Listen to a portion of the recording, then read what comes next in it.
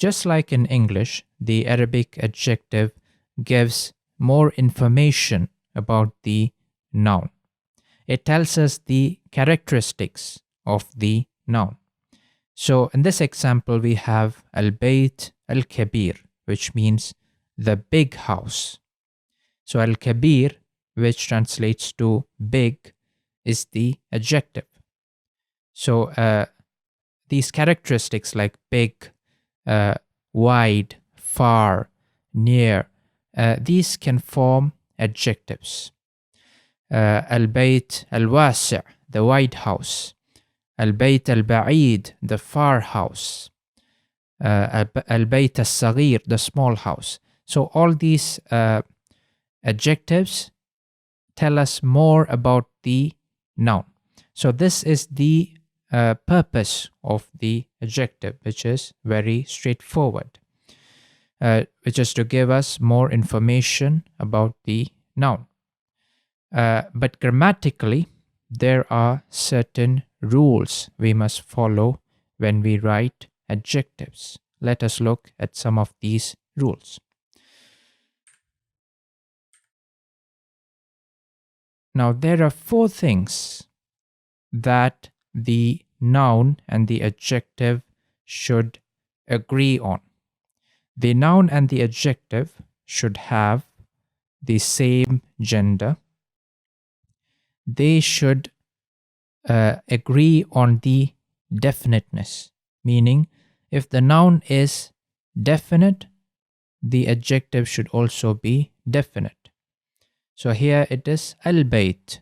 So we discussed in the video dealing with definiteness or the definite article that if the alif lam is adjoined with the noun, then the noun becomes definite.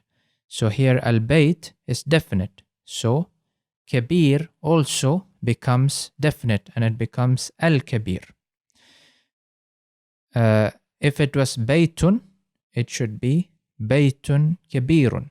The adjective or the sifa, as it is known in Arabic, should also follow the definiteness of the noun. Then it follows the number of the noun, meaning that if the noun is singular, the adjective should also be singular. If it is plural, then the adjective should also be plural. And if it is dual, the adjective is also going to be dual. And finally, it should agree on the case. Now, by case, we mean the cases in Arabic, like the nominative, accusative, genitive cases. So here, the noun is in the nominative case. So the sifa is also in the nominative case. Al-baytu al-kabir. Now let us look at more examples to understand the adjective better, inshallah.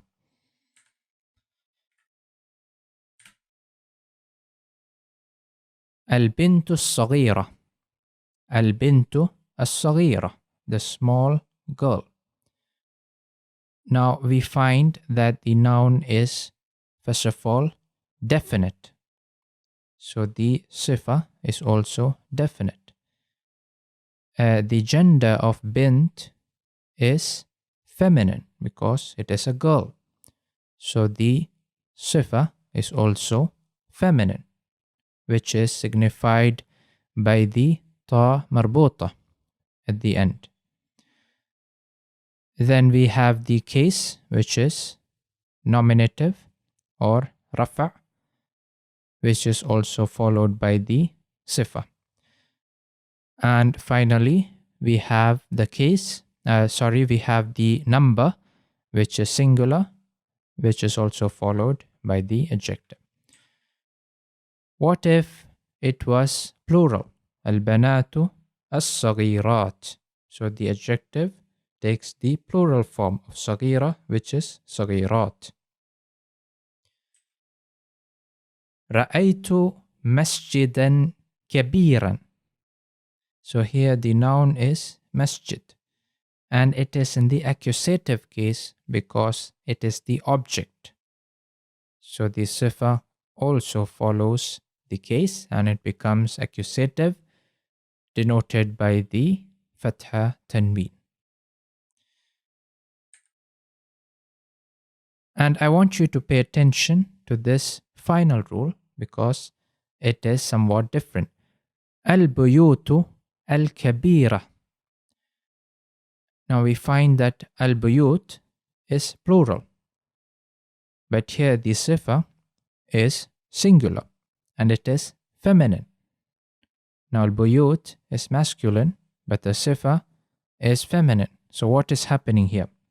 Now there is this important rule in Arabic, which is the plural of inanimate objects. Inanimate objects in their plural form are treated as feminine singular. Inanimate objects, objects which are not people or animals, they are treated as feminine singular in their plural form. So al-buyutu al-kabira. Al-kabira is in the feminine singular form.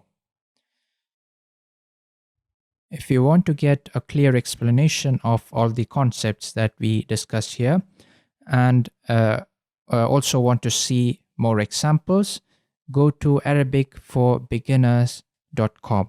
You can also find clear tutorials on all the fundamental grammar concepts in the Arabic language. This is a free resource, so check out arabicforbeginners.com.